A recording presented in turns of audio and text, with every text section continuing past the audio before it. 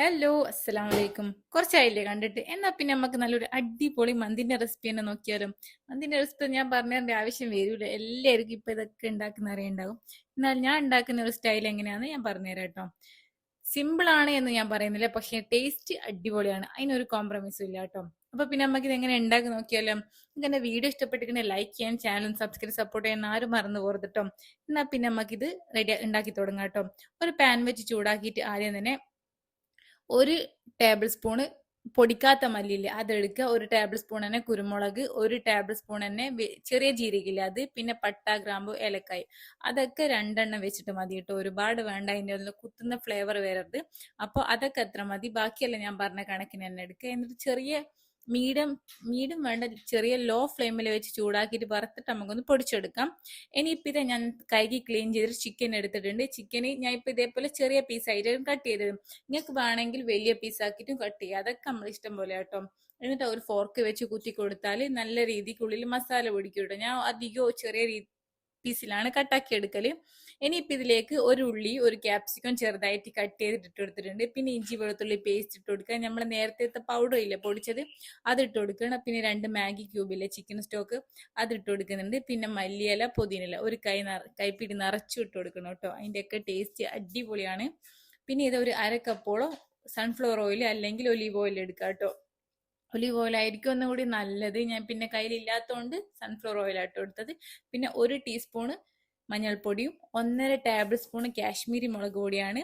ഒരു ടീസ്പൂണോളം chilli flakes കൂടി ഇട്ട് കൊടുത്തിട്ടുണ്ട്. പിന്നെ ആവശ്യത്തിന് ഉപ്പ് ഇട്ട് കൊടുക്കുക. ഉപ്പ് ഇടുമ്പോൾ ശ്രദ്ധിക്കണം, നമ്മൾ മാഗി ക്യൂബിന് ഉപ്പുണ്ട്, അപ്പൊ നോക്കിയിട്ട് ഇട്ട് കൊടുത്താൽ മതി കേട്ടോ. ഇനിയിപ്പോൾ കൈ വെച്ചിട്ട് നല്ലപോലെ മിക്സ് ആയി കൊടുക്കുക. എന്താ പറയാ, ഇതിപ്പോ ഏകദേശം മാരിനേറ്റ് ചെയ്തിട്ട് ഒരു 2-3 മണിക്കൂർ റെസ്റ്റ് ചെയ്യണം. ഞാനിപ്പോ ഇത് ഓവർ നൈറ്റ് ആട്ടെ വെച്ചത്. അപ്പൊ ചിക്കനിൽ നല്ല അടിപൊളിയായിട്ട് മസാലയൊക്കെ പിടിച്ച് സെറ്റ് ആയിട്ടുണ്ടാവും കേട്ടോ. എന്നിട്ട് അപ്പൊ ഈ ചിക്കനിലെ ഈ ഫ്ലേവർ മൊത്തം ഇറങ്ങിയിട്ടുണ്ട്. അപ്പൊ ഓവർനൈറ്റ് വെക്കാൻ പറ്റുകയാണ് ഓവർനൈറ്റ് തന്നെ വെക്കാൻ ശ്രദ്ധിക്കുക. ഇനിയിപ്പോ ഇതാ ഞാൻ ഇത് ഒരു ക്ലിംഗ് റാപ്പ് വെച്ച് കവർ ചെയ്തിട്ട് ഫ്രിഡ്ജിൽ വെക്കുക കേട്ടോ. എന്നിട്ട് നമുക്ക് ബാക്കി നാളെ കാണാം കേട്ടോ. ഇന്ന് റെഡിയാക്കി വെച്ച് പോയി സുഖമായിട്ട് കിടന്നുറങ്ങി. പിറ്റേന്ന് രാവിലെ ആയിട്ട് ഇത് റെഡിയാക്കി എടുക്കുന്നത്. അപ്പൊ ഇതാ നല്ലോണം ചിക്കനൊക്കെ സെറ്റായി വന്നിട്ടുണ്ട്. ഇനിയിപ്പോൾ ഇതൊരു കുക്കറിലേക്ക് മാറ്റി കൊടുക്കാം കേട്ടോ. കുക്കറിലല്ലെങ്കിൽ നമ്മളിപ്പോൾ ഉണ്ടാക്കുന്ന ഈ സോസ് പാൻ ഉണ്ടാകുമല്ലോ, ഫുഡ് ഉണ്ടാക്കുന്ന, അതിലേക്ക് വെച്ചു കൊടുത്തിട്ട് അങ്ങനെ കുക്ക് ചെയ്താൽ എടുത്താലും മതി. നമുക്ക് പെട്ടെന്ന് റെഡിയാക്കി എടുക്കണം, സമയം ലാഭിക്കണം എന്നൊക്കെ ആണെങ്കിൽ കുക്കറിലിട്ട് ഒറ്റ വിസിൽ അടിച്ചു കൊടുത്താൽ മതി.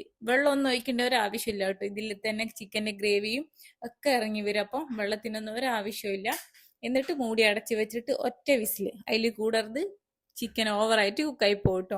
ഇനിയിപ്പോൾ ഇത് അമ്മക്ക് ഇതൊന്ന് ഉണ്ടാക്കി തുടങ്ങാം. ഇതിന്റെ റൈസ് റെഡിയാക്കി എടുക്കുക. അതിന് വേണ്ടിയിട്ട് കുറച്ചധികം തന്നെ നെയ്യ് ഇട്ട് കൊടുക്കുന്നുണ്ട്. നെയ്യ് വേണമെങ്കിൽ ഇട്ട് കൊടുത്താൽ മതി, അതിന്റെ ഫ്ലേവറും കൂടി വരുമ്പോൾ എനിക്ക് ഇഷ്ടമാണ്, അതുകൊണ്ട് ഞാൻ നെയ്യും കൂടി ഇട്ട് കൊടുത്തിട്ടുണ്ട് കേട്ടോ.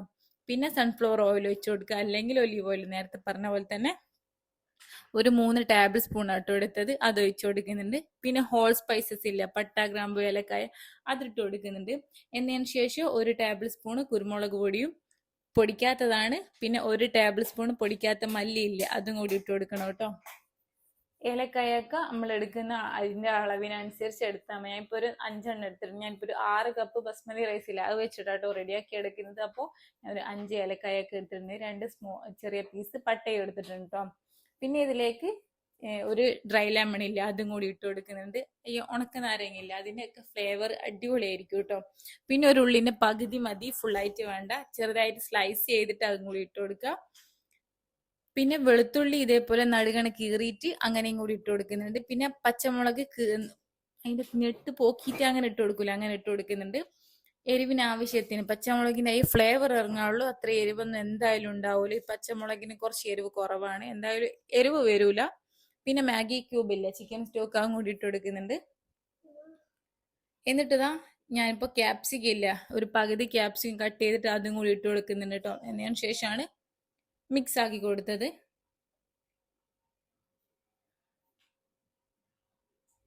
ഇനിയിപ്പോൾ ഇതാ ഞാൻ ഇതിലേക്ക് നേരത്തെ പറഞ്ഞ പോലെ ക്യാപ്സിക്കം ഇട്ട് കൊടുക്കുന്നുണ്ട്. എന്നിട്ട് വീണ്ടും നല്ലോണം ഒന്ന് മിക്സ് ആയി കൊടുക്കുക. ഈ മാഗി ക്യൂബെല്ലാം നല്ലോണം ഒന്ന് മെൽറ്റായി വന്നിട്ടുണ്ട്.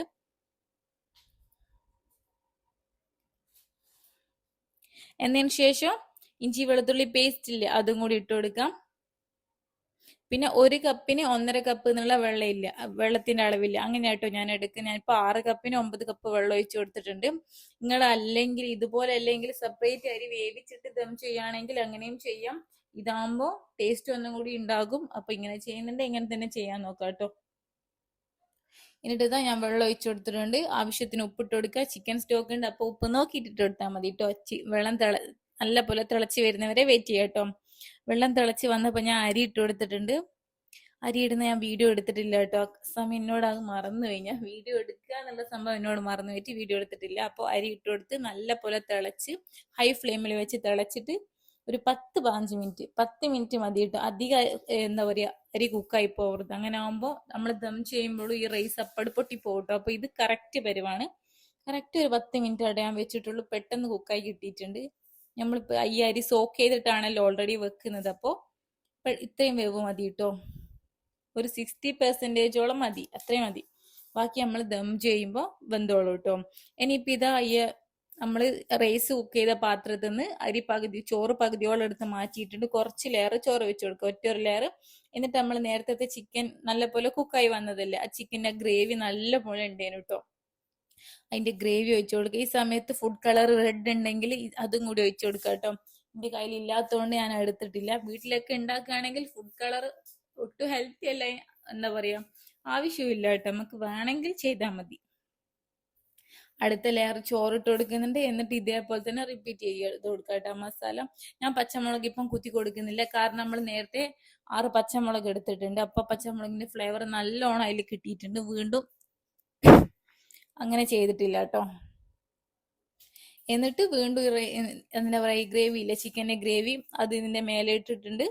എന്നിട്ട് ചിക്കൻ ചെറുതായിട്ട് കട്ട് ചെയ്തായതുകൊണ്ട് വലുതാണെങ്കിൽ ഇങ്ങനെ 2-3 പീസൊക്കെ ആയിട്ട് ഉണ്ടാവുള്ളൂ. ഇതാകുമ്പോൾ എല്ലാവർക്കും ചിക്കൻ പീസ് കിട്ടുകയും ചെയ്യുമല്ലോ. സ്മോക്കി ഫ്ലേവർ വേണമെന്നുണ്ടെങ്കിൽ ഒരു ചാർക്കോൾ ഇതേപോലെ കത്തിച്ചിട്ട് ഒന്ന് പുകയിച്ചു കൊടുത്താൽ മതി. എന്നിട്ട് ഫോയിൽ വെച്ച് കവർ ചെയ്ത് നമുക്ക് ഒരു 15 മിനിറ്റ് ദം ചെയ്തെടുക്കാം. നല്ല അടിപൊളിയായിട്ടുള്ള ചിക്കൻ പെരി ചിക്കൻ മന്തി ഇവിടെ റെഡി ആയിട്ടുണ്ട്. നല്ല ടേസ്റ്റ് ആണ്, അടിപൊളിയാണ്. നിങ്ങൾക്ക് ട്രൈ ചെയ്ത് നോക്കിയാൽ മനസ്സിലാകും, പെട്ടെന്ന് ഉണ്ടാക്കിയെടുക്കാനും പറ്റും. അപ്പോൾ ട്രൈ ചെയ്ത് നോക്കിയിട്ട് ഫീഡ്ബാക്ക് പറയാം. അടുത്ത റെസിപ്പി ആയിട്ട് പെട്ടെന്ന് വരുന്നവരെ ബൈ ബൈ. Thank you.